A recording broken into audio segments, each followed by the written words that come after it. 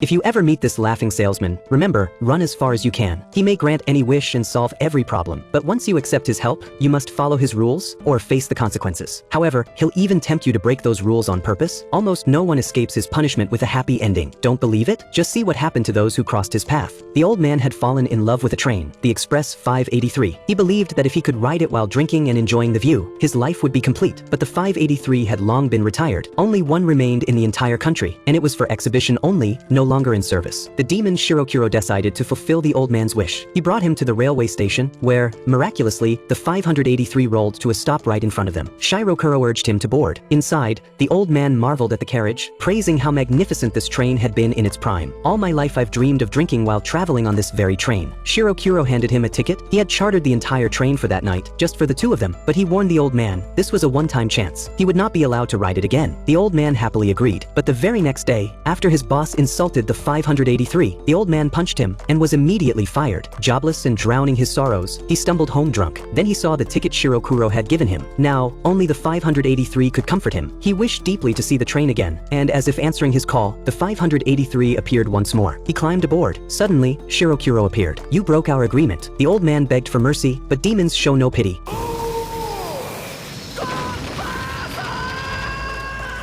Later, a train conductor making rounds found a can of beer, checked it briefly, and did not find anything wrong, then moved on, never noticing the figure lying still on the luggage rack above.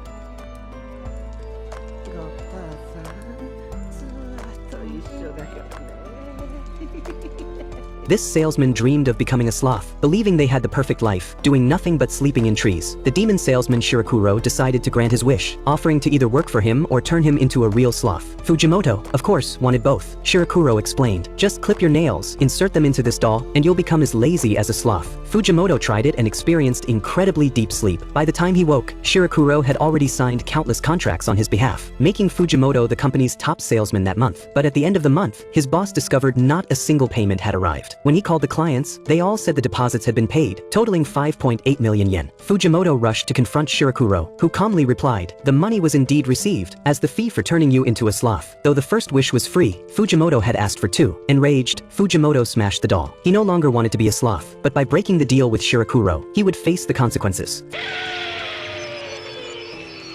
3 days later, Shirokuro handed a sum of money to a doctor, payment for Fujimoto's treatment. The doctor led him to a patient room, remarking, "His condition is truly rare. I've never seen someone who just hangs from a tree all day, staring into space." The man woke up to find himself the last human in Japan, possibly on Earth. It all happened because he couldn't resist the demon salesman's offers. Not once, but twice. The first time, Shirokuro tempted him with a luxury car, even though Kawasaki couldn't drive. "A fine car helps you learn with elegance," Shirokuro insisted. But Kawasaki was too nervous. He crashed it moments after starting the engine. Shirokuro assured him it was insured and accidents were normal. Then, while turning, Kawasaki scratched the body. Shirokuro picked up a huge rock and smashed the car himself. Nothing is more than an object. What matters is that you learn to drive. The next day, Shirokuro brought a sports car for curve practice. Even when Kawasaki crashed repeatedly with the slightest press of the pedal, Shirokuro kept encouraging him. Soon, that car was totaled too. Over drinks that night, Kawasaki asked why he was being helped so generously. Shirokuro replied, "I don't care about money. A satisfied customer is my only reward." Drunk and overconfident, Kawasaki felt like a racing god. Shirokuro brought him a massive vehicle. This time, Kawasaki drove smoothly, and with a little praise, his ego soared. He sped recklessly through the streets, thinking it was the ultimate thrill, until the police cornered him. He broke through one barrier, but the vehicle wasn't tough enough. It died crashing into a second wall. After being arrested for drunk and unlicensed driving, Kawasaki was too ashamed to go home. He later earned his license, bought an antique car at great cost, and began living in it, eating, sleeping, and traveling. When the car finally broke down, Kawasaki met Shirokuro again. He took him to a capsule hotel, filled with others who had nowhere else to go. Inside the capsule, everything was provided, a cozy, private space. But outside, the snoring sounded like tractors. Without proper rest, Kawasaki couldn't focus at work. He even fell asleep in the bathroom. Kind-hearted Shirokuro decided to find him a truly peaceful place. He brought Kawasaki to a sealed building, filled with capsule-like pods filled with green liquid. Though nervous, Kawasaki couldn't resist the sales pitch. "This liquid will relax you completely. It'll feel like sleeping for centuries in space." And it was true. When Kawasaki woke up, everything around him had changed.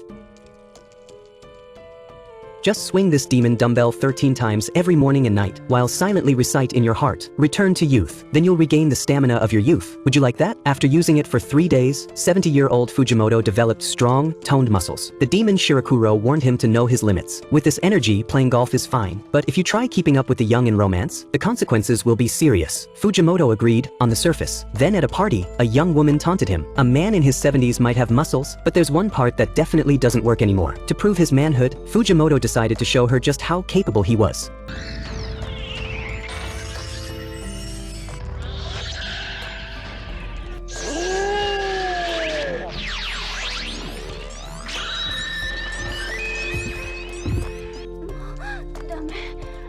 Later, in the bathroom, he couldn't help but admire his newly athletic body, completely unaware he had broken his pact with Shirakuro. Just as he prepared to shower, before another round with the woman, his punishment began.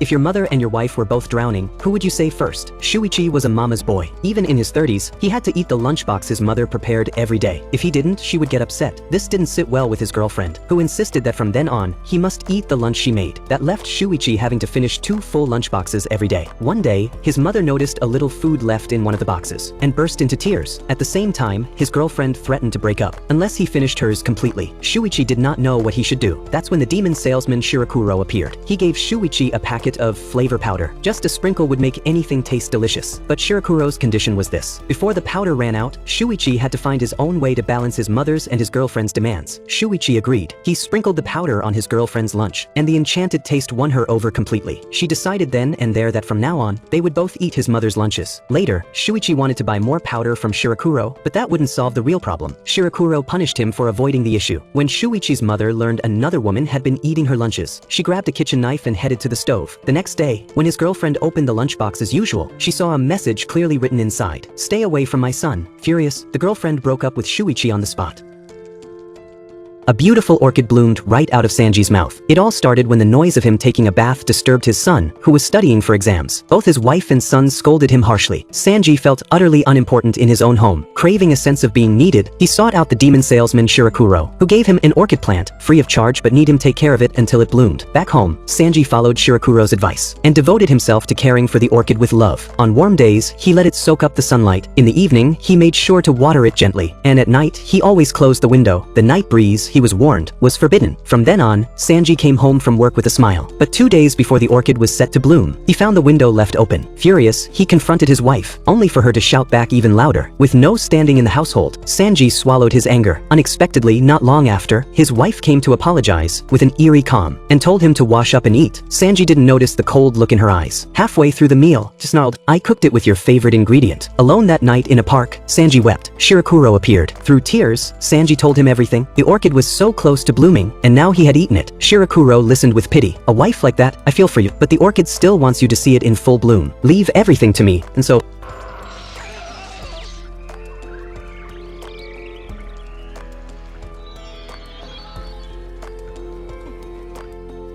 this Japanese manga artist could create a detailed image of Mount Fuji using nothing but flakes of his own dandruff. Just as he was admiring his work, a knock came at his door. Tanaka quickly hid inside the closet. The landlord burst in, showing the room to a new tenant, the demon Shirakuro. He seemed intrigued by the dandruff art on the door, but the landlord was furious. He checked the room for other damage, and found Tanaka sleeping in the closet. "Pack your things and leave," the landlord demanded. "You're 3 months behind on rent." But Shirakuro intervened, allowing Tanaka to stay, on one condition: he could only live inside the closet. Tanaka happily agreed. He loved staying in the closet anyway. For a whole week, he worked from inside it, drawing with growing excitement. He was sure this new manga would be a hit, but when he saw sunlight, he felt dizzy. Shirakuro prepared a special new room for him, with one rule: Tanaka must never leave it. Shirakuro would deliver his manuscripts to the editor. Tanaka agreed. Soon, his manga won the editor's approval. Shirakuro brought him a bundle of fan letters. Tanaka was thrilled. He believed he'd finally become a popular artist. He wanted to go out for a drink to celebrate, but the room had no exit. He remembered Shirakuro's warning, but couldn't accept being trapped. He pounded on the walls until the room fell apart. Sunlight poured in, and Tanaka writhed in pain. He begged Shirakuro to save him, but he had broken their agreement, and now he would face the consequences. In the end, even in the open air, he stayed under the table and never came out. Chairman Suzuki envied his employee Yamada, who always slept at work. He was just too busy to rest. Meanwhile, Yamada was bored out of his mind from having too little to do. Each admired the other's life. With the help of the demon salesman Shirakuro, they swapped roles. Yamada tasted the thrill of executive power, while Suzuki finally enjoyed a peaceful nap. Both were delighted with their new lives, and decided to extend the experience. But Shirakuro warned Suzuki, while living as Yamada, he must not work hard or show initiative. Suzuki agreed. The next day, Yamada fully embraced being chairman, while Suzuki mastered the art of slacking off. Then a department head brought over a contract. That made Suzuki furious. How was this approved? The head asked for help, and Suzuki, despite Shirakuro's warning, declared he could close the deal himself. Soon, he was sent on a business trip. By the time he returned, he was deeply tanned. It was time to check on his old company, but when he arrived, the new chairman was his former department head. The man looked stunned. The original chairman Suzuki, he explained, had died of overwork days earlier. His funeral had already been held, and a successor was appointed. Though this Suzuki looked somewhat like the late chairman, his sun-darkened skin made that seem impossible. Security threw him out. Suzuki begged Shirakuro to confirm his identity, but he had broken their pact. From then on, he would have to live as someone else, permanently. A child accidentally kicked a ball that rolled right up to the demon's feet. Instead of getting angry, Shirakuro started playing with the kids. But because he looked suspicious, a group of moms quickly chased him off, and one even threatened to call the police. Just as she dialed the number, Shirakuro vanished. Later, the same child bumped into Shirakuro while holding an ice cream. The mother, Nishimi, hurried over to apologize, and offered to pay for any damage. But Shirakuro said his suit was waterproof. As they talked, Nishimi explained that the woman who'd threatened to call the police was their landlord, Yuko. Yuko loved stirring up trouble. She'd pressured the school to change their field trip location, banned machi-pounding events in the complex, and demanded that all moms reply instantly to her group messages, or face eviction. One mother had already been forced to move out. When Shirakuro asked why no one stood up to her, Nishimi said she didn't want to lose her hard-won apartment. As long as the landlord stayed happy, life could remain peaceful. So Shirakuro decided to grant her wish. He'd make sure the landlord stayed in a good mood. The next day, Yuko happily announced that all her suggestions had been approved. The machi event became a poetry recital, and the school field trip was moved, just as she'd wanted, since her own child had already been to the original spot many times. All the mothers quickly praised her, flattering her endlessly. Nishimi asked Shirakuro if he was behind it. He simply replied, "I didn't do anything." She then asked if he could keep Yuko happy all the time. He agreed, but warned her she'd bear the consequences. A few days later, Yuko gathered the mothers again. She said one issue still troubled her. Nishimi's child always ran in the hallway. To maintain peace in the building, Nishimi would have to move out. The other moms nodded along. It wasn't their problem. Nishimi was crushed, but the weak are like ants, easily crushed when relying on others' kindness. She could have asked Shirakuro to help her fight back, but she was so used to being pushed around that she never thought to resist. Her wish had only been about avoiding conflict, not solving it. Still, the ending wasn't all bad. Maybe leaving a place with such a difficult landlord was for the best after all.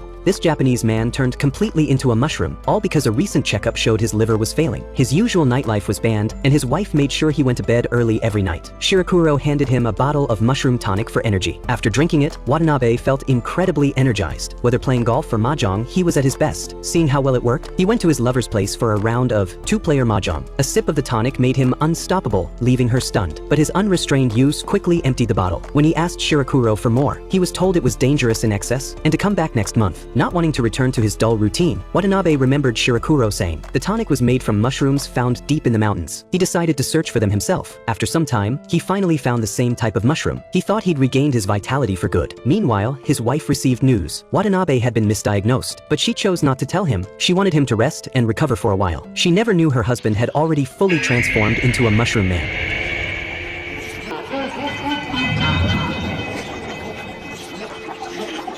The man kindly offered the demon salesman a drink, and in return, was granted one wish. His wish was simple, to be able to fall asleep on time every night. Although working at night offered higher pay, easier tasks, and plenty of entertainment, recently Yuta kept falling asleep during dates with his girlfriend. If this continued, he was sure she would leave him. He had tried going to bed early, but years of habit made it impossible to sleep at night. So Shirakuro gave him a sleep elf device, a special candle that, when lit at night, would make him fall asleep instantly. But there was one condition. Once he chose to sleep early, he could never stay up late again. Breaking this promise would bring consequences. Yuta agreed. With the candle, he finally slept early, and for the first time in years, saw the morning sun. On his next date, he was energetic all day, but when they went to his favorite restaurant, a long line stretched out front. At night, there wouldn't be a wait, he thought. They settled for another place, and the date ended well. On his way home to sleep, friends spotted him and dragged him out for drinks. After a few rounds, he forgot Shirakuro's warning and stayed out all night. When he stumbled home in the morning, his girlfriend was waiting at his door. Seeing him disheveled, she left in disappointment. Yuta tried to explain, but Shirakuro stopped him, then agreed agreed to help. That night, as Yuta prepared for bed, the doorbell rang. It was his girlfriend. She told him she'd taken a job at a nightclub. That way, they could be together during her hours. A taxi was waiting downstairs to take her to work. Just as Yuta tried to shout that he'd fixed his schedule, a thick fog wrapped around him, and he fell into a deep sleep.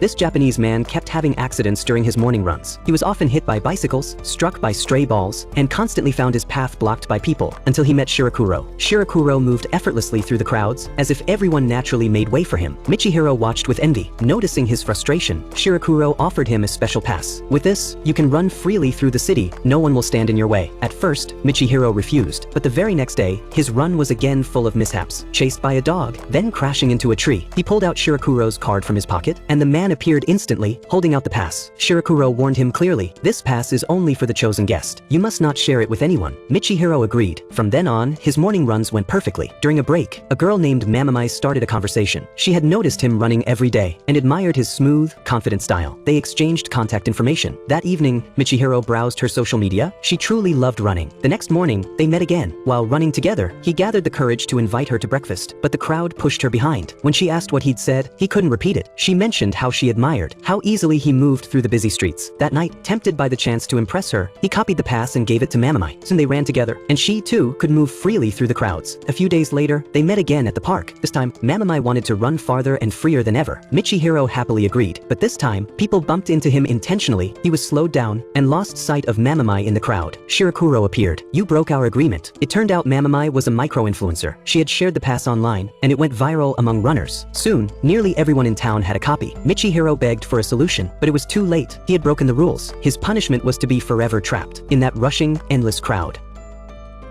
This fortune teller could read a client's future through a single kiss. Afterward, she would draw out their soul to examine its condition. She told Yamamoto that his luck was strong. If he studied seriously, he could definitely get into Tokyo University. Shirakuro, who had referred him, added a warning. If you kiss another girl before the exam, the divination's power will vanish. With the boost from the reading, Yamamoto studied intensely and scored first place on the first mock exam. His girlfriend, Shizuka, was thrilled. She invited him out under the moonlight. The mood turned tender, and when they stumbled and fell close together, Yamamoto couldn't resist. But suddenly, Shizuka's face morphed into Shirakuro's. He remembered the warning and tried to hold back, but Shizuka leaned in first. He pushed her away, but the damage was done. He had broken the pact, and the blessing faded. Yamamoto had already repeated his final year 3 times. He couldn't bear to do it again. Frantically, he rushed back to the fortune teller's shop, but the room was empty. On the next mock exam, he scored at the bottom. Soon after, Shizuka started dating a top student. Yet Yamamoto didn't care. All he wanted was to use the fortune teller's power again, to get what he felt he deserved. But fortunes are fickle. Sometimes they come true, sometimes they don't. When you could succeed on your own, why hand your fate to a stranger?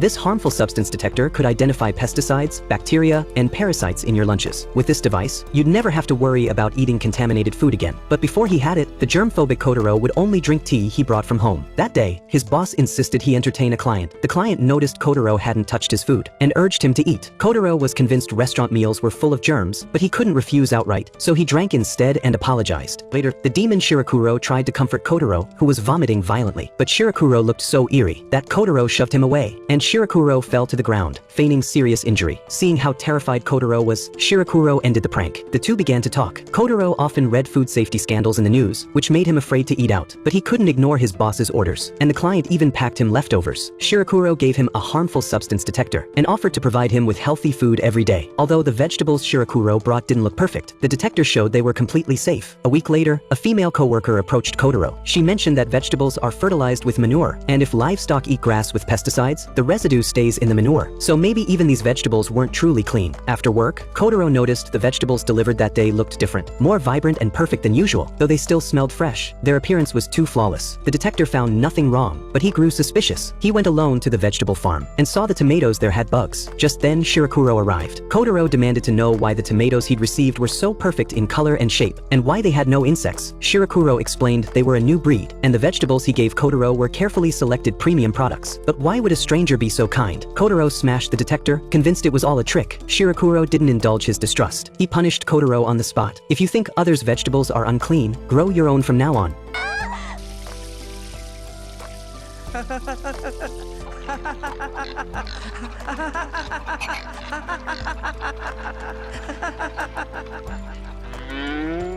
The man ate the mushroom, and all his friends turned into animals. The bar around him transformed into a forest hot spring. Fujiwara once lived by the second hand of the clock. Even a 7-second train delay made him anxious. The demon Shirakuro brought him to a treehouse in the woods, where they picked mushrooms, soaked in hot springs, grilled wild food, and drank cold beer. For the first time, Fujiwara learned what it meant to relax. Though he accidentally ate a mildly toxic mushroom, and started seeing Shirakuro as a raccoon dog, the effects wore off in just 10 minutes. Everything in the forest felt new and wondrous to him. Fujiwara decided this was the life he truly wanted, and asked to stay a few more days. Shirakuro agreed. But when Shirakuro returned a week later, Fujiwara was in tears, begging to go home. At first, not working felt freeing, but as days passed, the emptiness grew. At his pleading, Shirakuro brought him back to the city. Yet unlike before, Fujiwara now seemed to grasp how to find joy even there.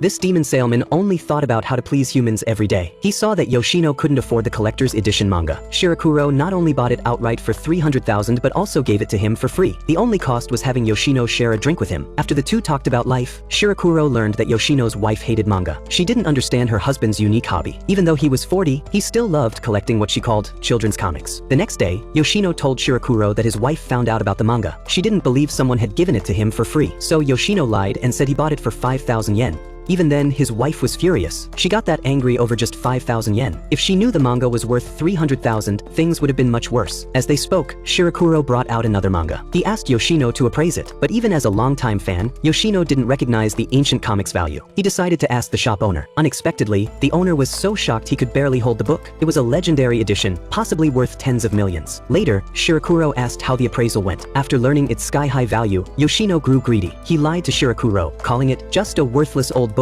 and tried to buy it for 5,000 yen. Shirakuro saw right through his trick. In the end, Yoshino's wife sold all the comics he had collected since childhood as scrap. Shirakuro gave the priceless manga to an innocent boy passing by. Greed makes you lose everything, while sincerity may bring unexpected rewards. Do you know any stories about losing a lot by chasing a little? Share in the comments. The demon salesman thought this man was beyond saving. Kobayashi spent his days staring at the billboard star.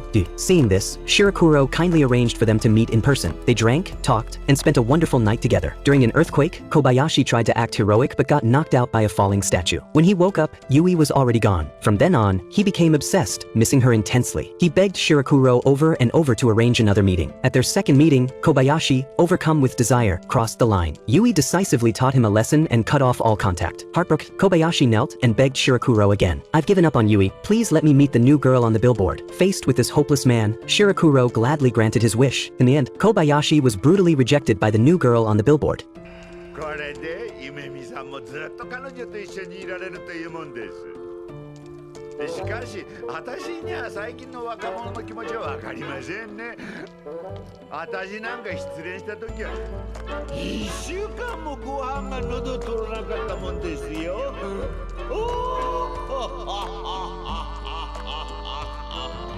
The man was obsessed with photographing owls, ignoring his wife. His home was filled with owl pellets and animal remains. The demonic salesman, Shirakuro, showed him a bright path. Sneakily photograph the secret dealings of the city's elite and make money by selling the photos. Hearing this, the man expressed strong disapproval. But with empty pockets, how could he afford to keep photographing owls? Since he still had a family to support. Faced with his wife's threat of divorce, the man finally gave in. For a while, he became addicted to the thrill of easy money. But one day, he woke from a nightmare in terror. He realized this work went against his original passion for nature photography. Shirakuro advised him to take a few days off if he was tired, but the man stubbornly refused to continue shooting in the city. This angered the demon. Since you can't let go of photographing owls, why not fully abandon your family, shed all human emotion, and become a free bird? So when the man's wife came looking for him, she found her husband had completely transformed into an owl man.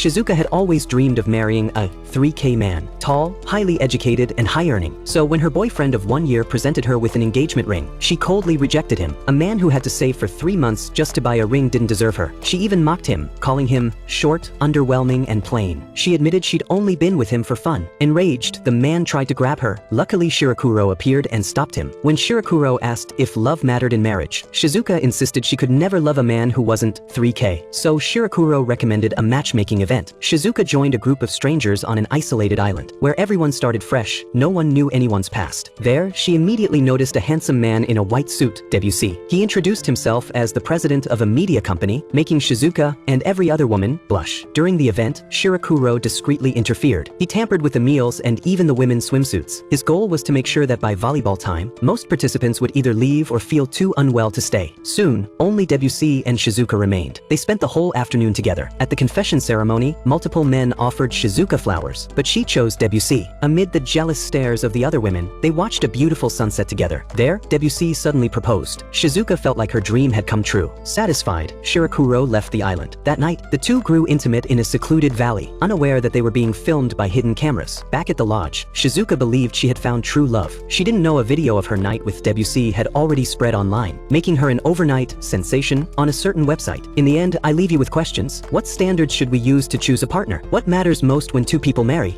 Kitaro was so unattractive that he couldn't even find a date for the party. So the demon salesman, Shirakuro, gave him a love bow and arrow. Just shoot the photo of the person you desire, then have you both wear the matching magic necklace, and they'll fall madly in love with you. Kitaro chose a poster of his favorite idol, Reiko. The next day, Reiko actually confessed her feelings to him on the street. Unbeknownst to him, she was filming a prank show. The segment involved Reiko suddenly confessing to a stranger, while the crew captured their shocked reaction. The producer had specifically picked an unattractive man to heighten the comedic effect, and Kitaro was the unlucky target. Blissfully unaware, Kitaro was overjoyed by Reiko's sudden confession. He asked her to wear the other half of the necklace. The moment she put it on, her face flushed. It was as if she had genuinely fallen for him at first sight. On the day of the party, all his classmates doubted someone like Kitaro could bring a beautiful date. But to everyone's shock, he showed up with the superstar idol Reiko. She even announced she would quit her job to be with him. Karo was on top of the world, until he saw Reiko's manager crying in despair. Suddenly, it hit him. Reiko's beauty and talent belonged to all her fans, not just him alone. He made the difficult choice, pushed Reiko away and broke the spell. That act of letting go unexpectedly earned him respect from every girl present. And in doing so, he became one of the very few who successfully resisted the trap set by the demon Shirakuro.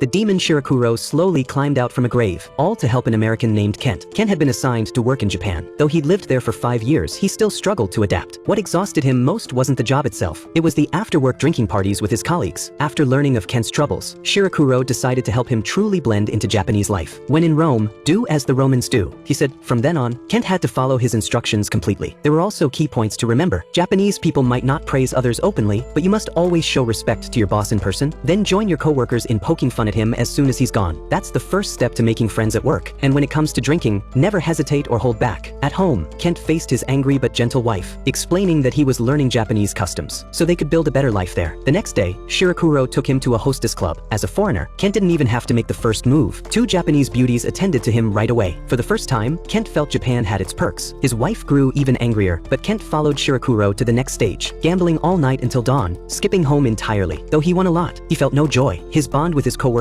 was strengthening, but his marriage was nearing collapse. Urged on by Shirakuro, Kent felt there was no turning back. Now he had to become more Japanese than the Japanese. That night, as usual, he stayed out late and even planned to bring his colleagues back home for one final round. いやすいません奥さんケントがどうしてもっていうもんでいらっしゃいませ。いつも主人がお世話になりありがとうございます。お酒は冷やですか？それともおかんにしますか？冷やですね。はい。酒じゃ酒じゃ花見酒じゃ This Japanese man was 6 months pregnant, all because he wanted to be a house husband forever. So the demon salesman Shirakuro made it happen. At first, he couldn't even sweep the floor properly, but hoping to share the housework with his wife, he told Shirakuro his troubles. Shirakuro took him to a special housekeeping training center, where every chore was taught in detail. A week later, when his wife came home from work, she was stunned to find the house spotless, and the meals incredibly delicious. Hearing that her husband had learned housekeeping just for her, she was overjoyed. He too began to love the rhythm of domestic life. Shirakuro warned him not to get too absorbed, but the man said he knew his limits. Then his wife was promoted to department head, leaving even less time for chores. The man took on more housework, growing so tired during his day job that he decided to resign and care for the home full-time. As his wife grew busier, he grew more devoted to homemaking. One afternoon, while he was happily grocery shopping, Shirakuro appeared. He had only meant to teach the man housework, not for him to become obsessed. As punishment, he would make him a house husband completely. Soon after, the doctor told the couple the news. The man was pregnant. They were both content with their new life. But one day, if their child asks, "Why can dad get pregnant?" how will they they explain this? This Japanese man was experiencing the joy of mixed-gender bathing, and this was perhaps the kindest offering from the Laughing Salesman Shirakuro. He gave Mr. Kudo the bathing lifestyle he had always dreamed of. Kudo was a water quality inspector by profession, and his work had fostered a deep love for bathing. But modern bathhouses couldn't compare to the old days. A space filled only with older men no longer sparked any interest in him. Then Shirakuro appeared. He kindly scrubbed Kudo's back, and Kudo began to warm to him. He shared his frustrations, and Shirakuro decided to help. That evening, he took Kudo to a special bathhouse. Kudo was delighted to see so many people sharing the steaming waters. The relaxation area upstairs also left him thoroughly satisfied. Shirakuro handed him a membership card to the bathhouse, with one clear rule: no modern items were allowed inside. Kudo readily agreed. From then on, he returned to the bathhouse many times, until one morning, after staying overnight, he woke up and took out a tape recorder. He had clearly broken their agreement. When he returned again, the place was empty and deserted. Kudo had fallen in love with that bathhouse. Without it, life felt unbearably dull. So Shirakuro granted his wish, turning him into a permanent staff member there. The Japanese investor Shinichi had an unusual habit. He judged people's character by the cleanliness of their bathroom. When he saw Michiko's spotless toilet, he immediately decided to invest in her startup. Little did he know, that bathroom had been cleaned by the perfect maid sent by the demon Shirakuro. With his help, Michiko's home stayed perfectly organized. Her career flourished, and her relationship with Shinichi grew quickly. Michiko thanked Shirakuro, saying that since his arrival, everything had gone her way. Lost items reappeared, meals were healthy and delicious, and she even got inspiration for work. Such an excellent maid, and no salary was required. It almost felt too good to be true. Shirakuro replied that all Michiko needed to do was treat and well. But one day, Anne interrupted just as Michiko and Shinichi were about to kiss. To ease the awkwardness, Shinichi invited Anne for a drink and praised her beauty. Just Michiko threw Anne out. Not long after, Shinichi discovered and had been behind all the household order. He withdrew his investment, ended the relationship, and soon married Anne in the United States. To make things worse, because Michiko had failed to treat Anne with respect, she faced Shirakuro's punishment. Her apartment became dirtier than a landfill, and she lost both love and career. When Anne and Shinichi returned to Japan, a desperate Michiko begged her, "Please, come back and clean for me." What insight does this story bring you? Share your thoughts in the comments. The beautiful secretary stared in horror. Her boss had turned into a child. It all happened because he broke the kindergarten's one rule. The demon Shirakuro ran a special daycare, free of charge, where overworked executives could return to their childhood. Kawashima Nobuta was invited to join, with one condition: leave your social status at the door. One day, Nobuta happily played with a model plane, but his tablemate Takashi got angry when Nobuta refused to share. Then Takashi started slapping Nobuta's bottom, demanding a piggyback ride. Just as shame washed over him, the teacher hurried over. Nobuta rushed into her arms, acting cute. Takashi lost a gold star for fighting, while Nobuta was led away to change his pants. The next day, another executive came to ask Nobuta for an investment, but as Nobuta stood to greet him, he recognized the man. It was Takashi. Now he could get even for that humiliation. In the daycare, Nobuta's gaze turned sharp. The usually arrogant Takashi grew nervous. Hoping to calm him, Takashi bent over and offered his backside. With one firm slap, Nobuta took his revenge. Takashi glared but endured. He needed that investment. After Nobuta's anger was spent, Shirakuro appeared in his office. There was only one rule, and you broke it. Now face the consequences. The next morning, the secretary witnessed the terrifying result.